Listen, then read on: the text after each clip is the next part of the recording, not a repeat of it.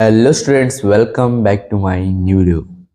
So ನಾವು last ವಿಡಿಯೋದಲ್ಲಿ ನಾವು ಹೇಳಿದಾಗೆ ನಿಮಗೆ ಕನ್ನಡ ಮಾಧ್ಯಮದ ಇಂಗ್ಲೀಷ್ ವಿಷಯವಾದ ಮಾಡೆಲ್ ಕ್ವಶನ್ ಪೇಪರ್ 2 ನಾವು ಲಾಸ್ಟ್ ವಿಡಿಯೋದಲ್ಲಿ ಏನು ಮಾಡಿದ್ವಿ ಅಂದರೆ ಫಸ್ಟ್ ಕ್ವಶನ್ ಹಿಡಿದು ನಾವು ಫೋರ್ತ್ ಕ್ವಶನ್ವರೆಗೂ ನಾವು ಕ್ವಶನ್ ವಿತ್ ಆನ್ಸರ್ನ ನಾವು ನೋಡಿದ್ವಿ.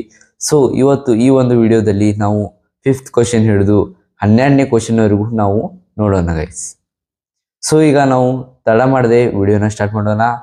ಸೊ ಇಲ್ಲಿ ಡೂ ಆಸ್ ಡೈರೆಕ್ಟ್ ಅಂತ ಇದೆ. ಸೊ ಇಲ್ಲಿ 12x1 ಅಂದರೆ ಇದಕ್ಕೆ ಡೂ ಆಸ್ ಡೈರೆಕ್ಟೆಡ್ ಇದಕ್ಕೆ 12 ಮಾರ್ಕ್ಸ್ ಇದೆ ಗೈಸ್, ನೀವು ಇಲ್ಲಿ ನೋಡ್ಬೋದು ಕೂಡ. ಸೊ ಇದರಲ್ಲಿ ಬರುವ ಒಟ್ಟು ಪ್ರಶ್ನೆ 16 ಇರುತ್ತೆ. ಇದರಲ್ಲಿ 16 ಪ್ರಶ್ನೆ ಬರುತ್ತೆ. ನಾವು ಅದರಲ್ಲಿ ನಿಮಗೆ 5ನೇ ಕ್ವಶನ್ ಹಿಡಿದು 12ನೇ ಕ್ವಶನ್ವರೆಗೂ ಮಾತ್ರ ಹೇಳ್ತಾ ಇದ್ದೀವಿ.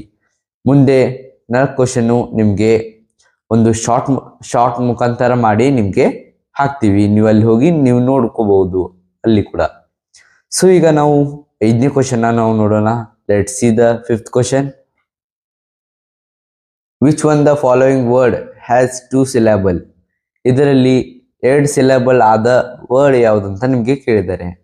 ಸೊ ಒಂದೇದು steel, clean, film, future. The answer is future. ಇಲ್ಲಿ ಫ್ಯೂಚರ್ ಅಂತ ಆನ್ಸರ್ ಏನಕ್ಕೆ ಬರ್ತಂದ್ರೆ ಇಲ್ಲಿ ಕ್ವಶನ್ ಏನು ಕೇಳಿದರೆ which one of the following word has 2 syllable. 2 syllable ಅಂದರೆ 2 ಶಬ್ದ ಉಚ್ಚಾರ ಆಗುವಂಥ ವರ್ಡ್ ಯಾವುದಂತ ಇಲ್ಲಿ ನಿಮಗೆ ಕೇಳಿದ್ದಾರೆ. ಉಚ್ಚಾರ ಅಂದರೆ ಈಗ ನಿಮಗೆ ಯಾರಾದರೂ ಈಗ ಸ್ಟೀಲ್ ಇಲ್ಲಿ ಆಪ್ಷನ್ ಕೊಟ್ಟಿದ್ದಾರೆ, ಅದನ್ನ ಹೇಳ್ತಾ ಇದ್ದೀನಿ ನಿಮ್ಗೆ. ಸ್ಟೀಲ್ ಅಂತ ಇದೆ. ಸ್ಟೀಲ್ ಇದು 1 syllable ವರ್ಡ್. ಏನಕ್ಕಾಗುತ್ತೆ? ಬರೀ ಸ್ಟೀಲ್ ಅಂತ ಅಷ್ಟೇ ಇದೆ. ಈಗ ಅನ್ಕೊಂಬಿಡಿ, ಈಗ ಅಲೋಕ್ ಅಂತ ಲೋಕ್ ಇದು 2 syllable ಆಗುತ್ತೆ. ಏನಕ್ಕೆ? ಇಲ್ಲಿ 2 ಶಬ್ದ ಉಚ್ಚಾರ ಆಗುತ್ತೆ, ಮತ್ತೆ ಲೋ. ಸೊ ಇದಕ್ಕೆ ನಾವು 2 syllable ಅಂತ ಅಂತೀವಿ. ಸೊ ಇಲ್ಲಿ ನಿಮಗೆ 2 syllable ಏನು ಕೊಟ್ಟಿದ್ದಾರೆ, ಯಾವುದು ಕೊಟ್ಟಿದ್ದಾರೆ ಅಂದರೆ ಫ್ಯೂಚರ್ ಕೊಟ್ಟಿದ್ದಾರೆ. ಸ್ಟೀಲ್ 1 syllable, ನಿಮಗೆ ಕ್ಲೀನಲ್ಲಿ ಹೋದ್ರಿ ಕ್ಲೀನ್ 1 syllable, ಮತ್ತೆ ಫಿಲ್ಮ್ 1 syllable. ನಿಮಗೆ ಆನ್ಸರ್ ಏನು ಬರುತ್ತೆ? ಫ್ಯೂಚರ್ ಇಲ್ಲಿ 2 syllables ಬಂತು. So fifth question answer is future. So ಈಗ ನಾವು 6th ಕ್ವಶನ್ ನೋಡೋಣ. Combine the word in column A with its collocative word in column B. So ಈಗ ನೀವು ಈ ಸೆಂಟೆನ್ಸ್ನ ನೀವು ನೋಡಿದ್ರಿ, ಹೆಡ್ಲೈನ್ ಏನಿದೆ ಅಲ್ವಾ, ನೀವು ನೋಡಿದ್ರಿ. ಇದರಲ್ಲಿ ಏನಿದೆ? ಕಾಲಮ್ ಎ ಮತ್ತೆ ಕಾಲಮ್ ಬಿ ಅಂತ ಇದೆ. ಅದರ ನಡುವೆ ನಿಮ್ಗೆ ಎಲ್ಲಿ ನೋಡ್ಬೋದು? ಕೊಲೊಕೇಟಿವ್. ನೀವು ಪ್ರಶ್ನೆಯಲ್ಲಿ ನೋಡಿದಾಗ ಕೊಲೊಕೇಟಿವ್ ಅಂದ್ರೆ ಏನಪ್ಪಾ ಅಂತ ನೀವು ಎಕ್ಸಾಮಲ್ಲಿ ಹೋದಾಗ ನೀವು ಅವಾಗ ಥಿಂಕ್ ಮಾಡ್ತಿರ್ತೀರ, ಕೊಲೊಕೇಟಿವ್ ಏನಕ್ಕಂತಾರೆ, ಕೊಲೊಕೇಟಿವ್ ಅಂದ್ರೆ ಏನು. ಸೊ ಅವಾಗ ಜಾಸ್ತಿ ನೀವು ಟೆನ್ಷನ್ ಮಾತ್ರ ತಗೊಳಕ್ ಹೋಗ್ಬೇಡಿ. ಕೊಲೊಕೇಟಿವ್ ಅಂದ್ರೆ ಏನಕ್ಕಂತೀವಿ ಅಂದ್ರೆ ಸಿಂಗ್ ಮಾಡೋದಕ್ಕೆ ನಾವು ಕೊಲೊಕೇಟಿವ್ ಅಂತ ಅಂತೀವಿ. ಸೊ ಈಗ ಸಪೋಸ್ ಮಾಡ್ಕೊಳ್ಳಿ, ಕಾಲಮ್ ಎ ಅಲ್ಲಿ ಹಿ, ಕಾಲಮ್ ಬಿ ಅಲ್ಲಿ ರನ್. ಕಾಲಮ್ ಎ ಅಲ್ಲಿ ಹಿ ಅನ್ನ ಇಟ್ಕೊಳ್ಳೋಣ, ಕಾಲಮ್ ಬಿ ಅಲ್ಲಿ ರ್ಯಾನ್ ಅಂತ ಇಟ್ಕೊಳ್ಳೋಣ. ಸೊ ಇದಕ್ಕೆ ಸೂಕ್ತವಾದ ಯಾವುದು? ಈಗ ಹಿ ಮತ್ತೆ ರ್ಯಾನ್ ಇವು ಎರಡು ಕೂಡುತ್ತೆ ಅಲ್ವಾ, ಹಿ ರ್ಯಾನ್. ಸೊ ಇದು ಒಂದು ವರ್ಡ್ ಆಯ್ತು, ಹಿ ರ್ಯಾನ್. ಅದ್ರ ಮುಂದೆ ನಾವು ಏನಾದ್ರೂ ಹಚ್ಕೋಬಹುದು, ಟು ಫಾಸ್ಟ್ ಸಮಥಿಂಗ್ ನಾವು ಏನಾದ್ರೂ ಹಚ್ಕೋಬಹುದು. ಸೊ ಇದು ಏನು ಆಗುತ್ತೆ? ಕೊಲೊಕೇಟಿವ್ ಅಂದ್ರೆ ಸಿಂಕ್ ಆಗೋದಕ್ಕೆ. ಈಗ ಹಿ ಏನಕ್ಕೆ ಸಿಂಕ್ ಆಗುತ್ತೆ? ರ್ಯಾನ್ ಇದೆ, ಇದು ಹಿ ರ್ಯಾನ್, ಅವನು ಓಡೋಗ್ಬಿಟ್ಟ, ಇದು ಸಿಂಕ್ ಆಯ್ತು. ಸೊ ಅದಕ್ಕೆ ನಾವು ಕೊಲೊಕೇಟಿವ್ ಅಂತ ಅಂತೀವಿ. ಸೊ ಕೊಲೊಕೇಟಿವ್ ಅಂದ್ರೆ ತುಂಬಾ ಸ್ಟ್ರೆಸ್ ತಗೊಳ್ಳೋದು ಮತ್ತೆ ತುಂಬಾ ಥಿಂಕ್ ಮಾಡೋದು ಅಂತದ್ದು ಯಾವುದೂ ಇಲ್ಲ. ಸೊ ಈಗ ನಾವು ಕ್ವಶನ್ ಕಡೆ ನೋಡೋಣ. ಕಾಲಮ್ ಎ ಅಲ್ಲಿ ಹ್ಯಾಂಡ್ ಅಂತ ಇದೆ, ಕಾಲಮ್ ಬಿ ಅಲ್ಲಿ ಒಂದ್ ಕಡೆ ಮ್ಯಾನ್ ಕೊಟ್ಟಿದ್ದಾರೆ, ಆರ್ಮ್, ಬ್ಯಾಗ್, ರಿಸ್ಟ್. ಸೊ ಇದರಲ್ಲಿ ಯಾವ್ದಾಗಬಹುದು? ಕಾಲಮ್ ಎ ಅಲ್ಲಿ ಹ್ಯಾಂಡ್ ಅಂತ ಇದೆ, ಕಾಲಮ್ ಬಿ ಅಲ್ಲಿ man, arm, bag, wrist. So ಇದ್ರ ಸೂಕ್ತ ಪದ ಅಂದ್ರೆ ಹ್ಯಾಂಡ್ ಬ್ಯಾಗ್, ಟಿಫಿನ್, ಅದಕ್ಕೆ ನಾವು ಹ್ಯಾಂಡ್ ಬ್ಯಾಗ್ ಅಂತೂ ಅಂತೀವಿ ಮತ್ತೆ ಟಿಫಿನ್ ಅಂತೂ ಅಂತೀವಿ. ನಾರ್ಮಲಿ ಎಲ್ಲ ಹುಡುಗರು ಶಾಲೆಯಲ್ಲಿ ಹೋಗ್ತಾ ಇದ್ದಾಗ ಹ್ಯಾಂಡ್ ಬ್ಯಾಗ್ ಕ್ಯಾರಿ ಮಾಡ್ತಾರೆ. ಸೊ ಅದಕ್ಕೆ ನಾವು ಟಿಫಿನ್ ಅಂತೀವಿ, ಹ್ಯಾಂಡ್ ಬ್ಯಾಗು ಕೂಡ ಅಂತೀವಿ. ಸೊ ಇದು 6th ಕ್ವಶನ್ ಮುಗೀತು. ಈಗ ನಾವು 7th ಕ್ವಶನ್ಗೆ ಮೂವ್ ಆಗೋಣ. ಸೊ 7th ಕ್ವಶನ್ ಹೆಡ್ಡಿಂಗ್ ನ ನೋಡ್ಬಿಡೋಣ. Fill in the blanks using correct article. Geeta comes from. Geeta comes from dash ಅಂತ ಕೊಟ್ಟಿದ್ದಾರೆ ಅಲ್ಲಿ ಮುಂದೆ. ಅದು ಆದ್ಮೇಲೆ ಪೂರ್ ಫ್ಯಾಮಿಲಿ. ಅಲ್ಲಿ ನಿಮ್ಗೆ ಆ್ಯಂಡ್ ಆರ್ಟಿಕಲ್ ಅಂದ್ರೆ ಬರೋದಿಲ್ಲಿ ಸಿಂಪಲ್ ಆಗಿ ಮೂರೇ ಪದ, A and the. A and the ಇವು 3 ಪದ ನಿಮ್ಗೆ ಮಾತ್ರ ಈ ಆರ್ಟಿಕಲ್ ಅಲ್ಲಿ ಬರೋದು. ಸೊ ಇವು 3 ಬಿಟ್ಟು ನಿಮ್ಗೆ ಬೇರೆ ಯಾವುದು ಬರಂಗಿಲ್ಲ ಆರ್ಟಿಕಲ್ ಅಂತ ಕೊಟ್ಟಿದ್ರೆ. ಸೊ ಅವಾಗ ನಿಮ್ಗೆ ಗೀತಾ ಕಮ್ಸ್ ಫ್ರಾಮ್ ಡ್ಯಾಶ್ ಕೊಟ್ಟಿದ್ದಾರೆ, ಅದ್ರ ಮುಂದ್ಗಡೆ ಏನಿದೆ ಪೂರ್ ಫ್ಯಾಮಿಲಿ. ಆ್ಯಂಡ್ ಅಂದ್ರೆ ತುಂಬಾ ಫ್ಯಾಮಿಲಿ ಇರ್ತದೆ. ಗೀತಾನೋ ಒಂದು ಮಹಿಳೆ ತುಂಬಾ ಫ್ಯಾಮಿಲಿಯಿಂದ ಬಡತನದಿಂದ ಬಂದಿದ್ದಾರೆ ಅಂತ ಕನ್ಸಿಡರ್ಡ್ ಆಗುತ್ತೆ. ದ ಅಂದ್ರೆ ಪೂರ್ತಿ ಹಿಸ್ಟ್ರಿನೇ ಅವ್ರದ್ದು ಕ್ರಿಯೇಟ್ ಆಗ್ಬಿಡುತ್ತೆ ಅಲ್ಲಿ. ಅಂದ್ರೆ ಅವರೇ ಒಂದು ಹೈ ಪ್ರೊಫೈಲ್ ರೀತಿಯಲ್ಲಿ ಕ್ರಿಯೇಟ್ ಆಗುತ್ತೆ. ದ ನಾವು ಏನಾದ್ರೂ ಅಲ್ಲಿ ಹಚ್ಚಿದ್ರೆ Geeta come from the poor family respect ಕೊಟ್ಟಂಗೆ ಆಗ್ಬಿಡುತ್ತೆ ನಾವು. ಸೊ ಆ್ಯಂಡ್ ಅಂತೂ ಆಗಂಗಿಲ್ಲ ಈ ಸೆಂಟೆನ್ಸ್ಗೆ, ಆಮೇಲೆ ದ ಅಂತೂ ಆಗಂಗಿಲ್ಲ ಈ ಸೆಂಟೆನ್ಸ್ಗೆ. ಸೊ ಉಳಿತೆ ಅಂದ್ರೆ ಏನಪ್ಪ, ಎ. ಎ ಅಂದ್ರೆ ಏನು, ಒಂದು. Geeta come from a poor family. Geeta ಒಂದು ಬಡ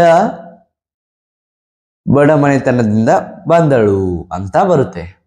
ಸೊ ನಾವು ಇದು 7th ಕ್ವಶನ್ ನಾವು ನೋಡಿದ್ವಿ. ಸೊ ಗೈಸ್ ನಾನೇನ್ ಹೇಳ್ತಾ ಇದ್ದೀನಿ ಅಂದ್ರೆ, ಈಗ ನಾನು ಎಲ್ಲ ಹೇಳ್ತಾ ಇದ್ದೀನಿ ಕ್ವಶನ್ ವಿತ್ ಆನ್ಸರ್. ಸೊ ನಾನು ನಿಮ್ಗೆ ಅಲ್ಲಿ ಕ್ವಶನ್ ಕೊಡ್ತಾ ಇದ್ದೀನಿ, ನಿಮ್ಗೆ ಆನ್ಸರ್ ಕೊಡ್ತಾ ಇದ್ದೀನಿ. ಏನಕ್ಕಂದ್ರೆ ನೀವು ನೋಟ್ ಮಾಡ್ಕೋಬೇಕಂತ.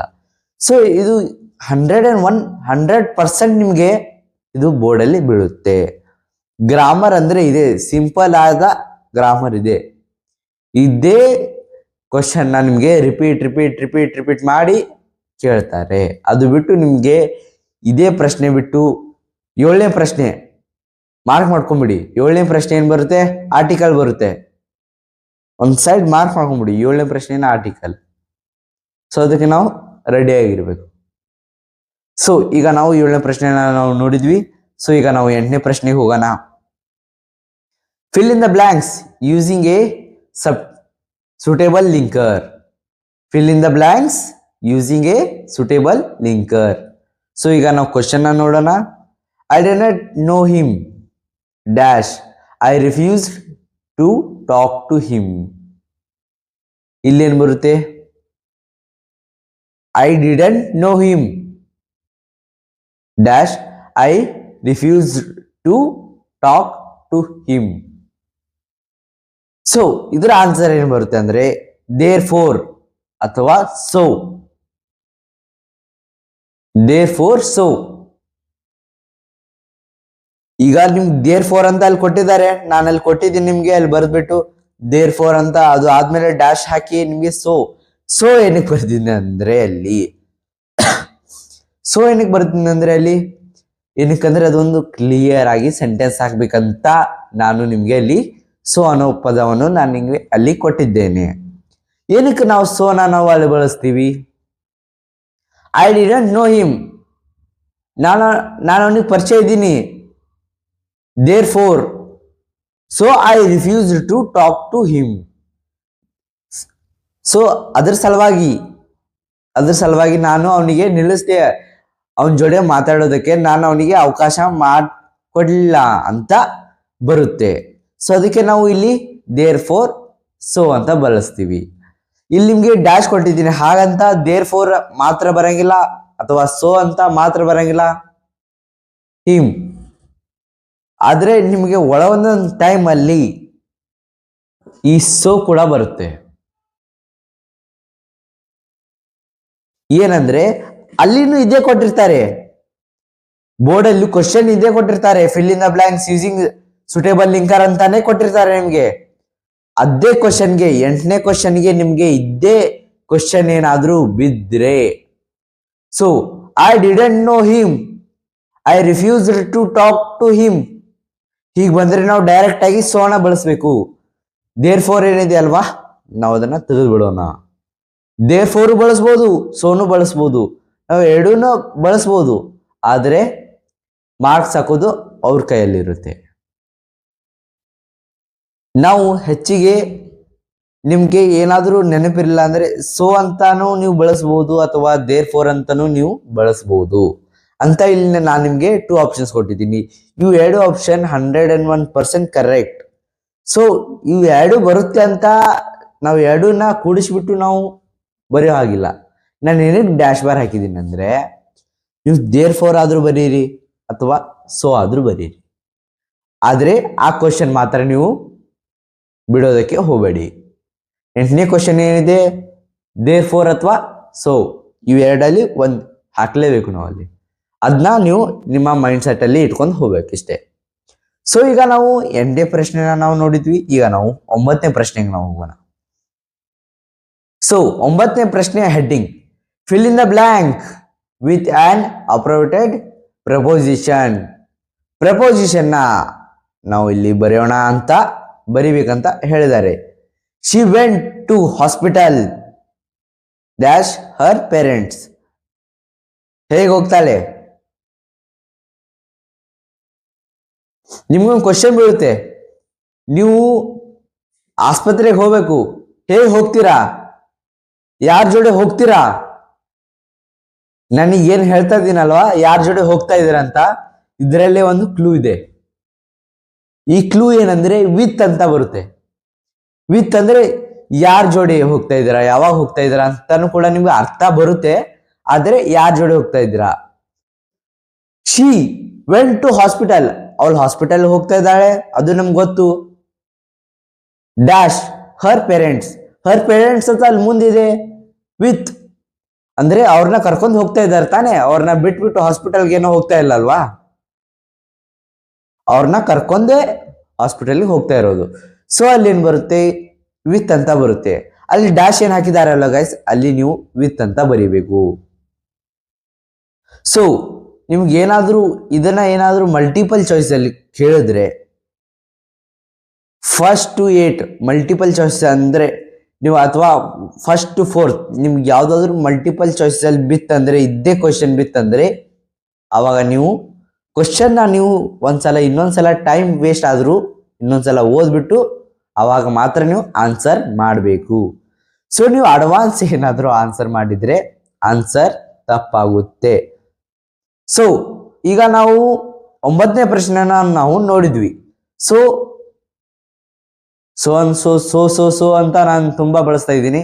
ಈಗ ನಾವು 10ನೇ ಪ್ರಶ್ನೆಗೆ ಡೈರೆಕ್ಟ್ ಆಗಿ ಹೋಗ್ಬಿಡೋಣ. ಸೊ ನೋಡಿ, ಮತ್ತೆ ಡೈರೆಕ್ಟ್ ಆಗಿ ಅದು ಬರ್ತಾ ಇದೆ. ಸೊ ಇಲ್ಲಿ 8ನೇ ಪ್ರಶ್ನೆಯಲ್ಲಿ ಅದೇ ಕೊಟ್ಟಿದ್ದಾರೆ, ದೇರ್ ಫೋರ್ ಅಥವಾ ಸೋ, ಅದೇ ರೊಟೇಷನ್ ಆಗ್ತಾ ಇದೆ. ಈಗ ನಾವು ಅದನ್ನ ಕಟ್ ಮಾಡೋಣ.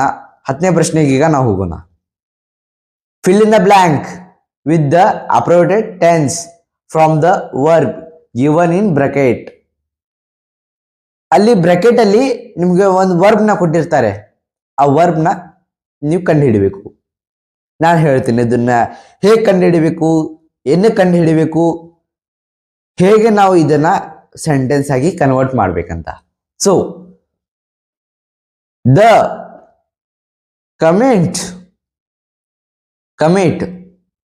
Commit dash be discuss the issues yesterday. ಇಲ್ಲಿ ಏನಾಗುತ್ತೆ, ಅಲ್ಲಿ ಬಿ ಡಿಸ್ಕಸ್ ಅಂತ ಕೊಟ್ಟಿದ್ದಾರೆ, ಅಲ್ಲಿ ನಿಮ್ಗೆ ಬಿ ಡಿಸ್ಕಸ್ ಅಂತ ಕೊಟ್ಟಿರ್ತಾರೆ. ನೀವು ಒಂದ್ಸಲ ಸ್ವಲ್ಪ ನೀವು ಥಿಂಕ್ ಮಾಡಿ. ದ ಕಮಿಟ್ ಅಂದ್ರೆ ಈಗ ಒಂದು ಕಮ್ಯುನಿಟಿ ಇದೆ ನಿಮ್ಮ ಪ್ರಕಾರ. ಈಗ ನೀವೊಂದು ಗುಂಪಿಗೆ ನೀವು ಸೇರ್ಕೊಂಡಿರ್ತೀರ. ಈಗ ಇದೊಂದು ಗುಂಪಿದೆ, ಈಗ ಈ ಗುಂಪಿಗೆ ನೀವು ಸೇರ್ಕೊಂಡಿರ್ತೀರಾ. ಸೊ ಇಲ್ಲಿ ಒಂದು ಕಮ್ಯುನಿಟಿ ಅಂತ ಇರುತ್ತೆ. ಸೊ ಸೀನಿಯರ್ಸ್ ಎಲ್ಲ ಒಂದು ಕಮ್ಯುನಿಟಿ ಮಾಡ್ತಾರೆ. ಅವಾಗ ಅಲ್ಲಿ ಏನಾಗುತ್ತೆ, ನಿಮ್ಗೆ ಇನ್ನೊಂದು ಕ್ಲೂ ಕೊಡ್ತೀನಿ. ಪ್ರಧಾನ ಮಂತ್ರಿ ಏನಾದ್ರೂ ವಿಶೇಷವಾದ ಒಂದು ಮಿಸೈಲ್ ಯಾವ್ದಾದ್ರು ಜಾರಿಗೆ ತರಬೇಕಾದ್ರೆ ಏನೇನ್ ಮಾಡ್ತಾನೆ, ಯಾರ್ಯಾರ ಜೋಡಿ ಭೇಟಿ ಆಗ್ತಾನೆ, ಮತ್ತೆ ಅವನು ಏನನ್ನ ಕ್ರಿಯೇಟ್ ಮಾಡಬೇಕು, ಮತ್ತೆ ಅವನು ಮೇನ್ ಆಗಿ ಫಸ್ಟ್ ಎಲ್ಲಿ ಹೋಗಿ ಡಿಸಿಷನ್ ತಗೋತಾನೆ. ಇಲ್ಲಿ ಡಿಸ್ಕಸ್ ಅಂತ ಕೊಟ್ಟಿರ್ತಾರೆ, ಇದು ನಿಮ್ಗೆ ಅರ್ಥ ಆಗ್ತಾ ಇಲ್ಲ. ಇಲ್ಲಿ ನಿಮ್ಗೆ ಡಿಸ್ಕಸ್ ಅಂತ ಕೊಟ್ಟಿರ್ತಾರೆ, ಕ್ವಶನ್ ಅಲ್ಲಿ ಡಿಸ್ಕಸ್ ಅಂತ ಕೊಟ್ಟಿದ್ದಾರೆ ಕೂಡ. ನಾನೇನಂತ ಇದ್ದೀನಿ, ಡಿಸಿಷನ್ ತಪ್ಪಾಗುತ್ತೆ. ಆದ್ರೂ ನಾನು ಪ್ರಧಾನ ಮಂತ್ರಿ ಸಲುವಾಗಿ ನಾನು ಆ ಲೆವೆಲಿಗೆ ನಾನು ಹೇಳಿದೆ. ಸೊ ಇದರ ಆನ್ಸರ್ ಏನ್ ಬರುತ್ತೆ ಅಂತ ನಾವು ನೋಡೋಣ. ದ ಕಮಿಟ್ ವಾಸ್ ಡಿಸ್ಕಸಿಂಗ್ ಮಾಡ್ತಾ ಇದ್ದಾರೆ ಅವರು. ಇದನ್ನ ನಾವು ಈ ಬಾಂಬ್ನ ನಾವು ರೆಡಿ ಮಾಡೋಣ, ಈ ಮಿಸೈಲ್ನ ನಾವು ರೆಡಿ ಮಾಡೋಣ, ನಾವು ಇಂಥದ್ದೊಂದು ಇನ್ವೆನ್ಷನ್ ನಾವು ಕ್ರಿಯೇಟ್ ಮಾಡೋಣ ಅಂತ ಡಿಸ್ಕಸ್ ಮಾಡ್ತಾ ಇದ್ದಾರೆ. ಸೊ ಅದಕ್ಕೆ ವಾಸ್ ಡಿಸ್ಕಸಿಂಗ್ ಅಂದ್ರೆ ಅವ್ರು ಮಾಡ್ತಾ ಇದ್ದಾರೆ, ನಾ ಪ್ರೋಗ್ರೆಸಿಂಗ್ ಅಲ್ಲಿ ಇದೆ. So the committee was discussing the issues yesterday, ನಿನ್ನೆ ಆಗಿದ್ದನ್ನು ಅವರು ಡಿಸ್ಕಸ್ ಮಾಡ್ತಾ ಇದ್ದಾರೆ. ಈಗ ನಾವು 10ನೇ ಪ್ರಶ್ನೆನ ನಾವು ನೋಡಿದ್ವಿ, 11ನೇ ಪ್ರಶ್ನೆ ಕೂಡ ನಾವು ನೋಡೋಣ. Add a suitable question tag to the following sentence. ಇದು ಏನಂತ ನಿಮ್ಗೆ ಅರ್ಥ ಆಯ್ತಾ ಅಥವಾ ಇಲ್ಲ ಅಂತ ನಾನು ನಿಮ್ಗೆ ಕೇಳ್ತಾ ಇದ್ದೀನಿ. ಏನಕ್ಕಂದ್ರೆ add a suitable question tag ಮಾಡಂತ ಕೊಟ್ಟಿದ್ದಾರೆ ಇಲ್ಲಿ ನಿಮ್ಗೆ. ಇದು ಹೆಚ್ಚು ಇದು ಮಲ್ಟಿಪಲ್ ಚಾಯ್ಸ್ ಅಲ್ಲಿ ಫಸ್ಟ್ ಕ್ವಶನ್ ಅಥವಾ ಸೆಕೆಂಡ್ ಕ್ವಶನ್ ಅಲ್ಲಿ ಈ ಪ್ರಶ್ನೆಯನ್ನ ನಿಮ್ಗೆ ಕೇಳಲಾಗುವುದು. ನಿಮ್ಗೆ ಕನ್ಫ್ಯೂಸ್ ಮಾಡ್ಬೇಕಂತ ಇಲ್ಲಿ ಕೊಟ್ಟಿದ್ದಾರೆ. ಇದು ಏನಕ್ಕೆ ಕೊಟ್ಟಿದ್ದಾರೆ, ನಿಮ್ಗೆ ಕನ್ಫ್ಯೂಸ್ ಮಾಡ್ಬೇಕಂತ. ಸೊ ಎದಕ್ಕೆ ಕೊಟ್ಟಿದ್ದಾರೆ, ಇದ್ರ ಆನ್ಸರ್ ಏನಿದೆ ಅಂತ ನಿಮ್ಗೆ ಅಲ್ಲಿ ನಿಮ್ಗೆ ಚಾಯ್ಸ್ ಕೊಟ್ಟಿರ್ತಾರೆ. Didn't he, didn't she, didn't they, do they, 4 options ಕೊಟ್ಟಿದ್ದಾರೆ ಇಲ್ಲಿ. ಆದ್ರೆ ಅದನ್ನ ಇಲ್ಲಿ ಕೊಟ್ಟಿಲ್ಲ. ನಾನು ಹೇಳ್ತಾ ಇರೋದು ಗಮನ ಇಟ್ಟು ಕೇಳಿ, 4 ಆಪ್ಷನ್ಸ್ ಮಲ್ಟಿಪಲ್ ಚಾಯ್ಸ್ ಅಲ್ಲಿ ಮಾತ್ರ ನಿಮ್ಗೆ ಸಿಗೋದು, ಡೂ ಆಸ್ ಡೈರೆಕ್ಟ್ ಅಲ್ಲಿ ಸಿಗಂಗಿಲ್ಲ. So Vinuta broke all the records. Didn't she, the answer is didn't she. So ಇದು ನಿಮ್ಗೆ ಗೊತ್ತಿರಲಿಲ್ಲ ಅಂದ್ರೆ ನೀವು ಇದನ್ನ ನೋಟ್ ಡೌನ್ ಮಾಡಿ. ಈಗ ನಾವು ಲಾಸ್ಟ್ ಕ್ವಶನ್ 12ನೇ ಕ್ವಶನ್ಗೆ ನಾವು ಹೋಗೋಣ. 12th question, use the word run as noun in a sentence. Run ಇಂದ ಒಂದು ಸೆಂಟೆನ್ಸ್ ಕ್ರಿಯೇಟ್ ಮಾಡಿ ಅಂತ ಹೇಳಿದ್ದಾರೆ ಇಲ್ಲಿ ನಾಮಪದದೊಂದಿಗೆ. ನಾಮಪದ ಅಂದ್ರೆ ಈಗ ಅಲೋಕ್, ನನ್ನ ಹೆಸರೇ ತಗೊಳ್ಳೋಣ, ಅಲೋಕ್ ನಾಮಪದ ಆಗುತ್ತೆ. ಸೊ ಇದರ ಆನ್ಸರ್ ಏನಾಗುತ್ತೆ ಅಂತ ನಾವು ನೋಡೋಣ. I go for a run very morning. ವೆರಿನೂ ಆಗುತ್ತೆ, ಸಾರಿ ವೆರಿ ಅಂತೂ ಆಗಂಗಿಲ್ಲ, ಎವ್ರಿ ಮಾರ್ನಿಂಗ್, ಪ್ರತಿದಿನ ಬೆಳಗ್ಗೆ. ಇದು ಒಂದು ಸೆಂಟೆನ್ಸ್ ಆಗಿ ಕ್ರಿಯೇಟ್ ಆಗುತ್ತೆ. ಸೊ ಅವಾಗ ನಿಮಗೆ ಇದರ ಆನ್ಸರ್ ಅಲ್ಲೇ ಮುಂದೆ ಸಿಗುತ್ತೆ. ಸೊ ಗೈಸ್, ಈ ವಿಡಿಯೋ ಹೇಗಿದೆ ಅಂತ ನಮಗೆ ಕಮೆಂಟ್ ಮಾಡೋ ಮುಖಾಂತರ ತಿಳಿಸಿ. ಸೊ ಈ ವಿಡಿಯೋ ಚೆನ್ನಾಗಿದ್ರೆ ಲೈಕ್ ಮಾಡಿ, ಶೇರ್ ಮಾಡಿ, ಸಬ್ಸ್ಕ್ರೈಬ್ ಮಾಡಿ ಅಂತ ಹೇಳ್ತಾ ನಾನು ಈ ಒಂದು ವಿಡಿಯೋನ ನಾನು ಇವತ್ತು ಇಲ್ಲೇ ಎಂಡ್ ಮಾಡ್ತಾ ಇದ್ದೀನಿ. ಈಗ 13, 14, 15, 16 ಡೂ ಆಸ್ ಡೈರೆಕ್ಟ್ ಇವು 2 ಶಾರ್ಟ್ ಆಗಿ ಕನ್ವರ್ಟ್ ಆಗಿ ನಿಮ್ಮ ಮುಂದೆ ಬರುತ್ತೆ. ಸೊ 13, 14 1 ಶಾರ್ಟ್ ಆಗಿ ಕ್ರಿಯೇಟ್ ಆಗಿ ಬರುತ್ತೆ, 15, 16 1 ಶಾರ್ಟ್ ಕ್ರಿಯೇಟ್ ಆಗಿ ಬರುತ್ತೆ. Thank you.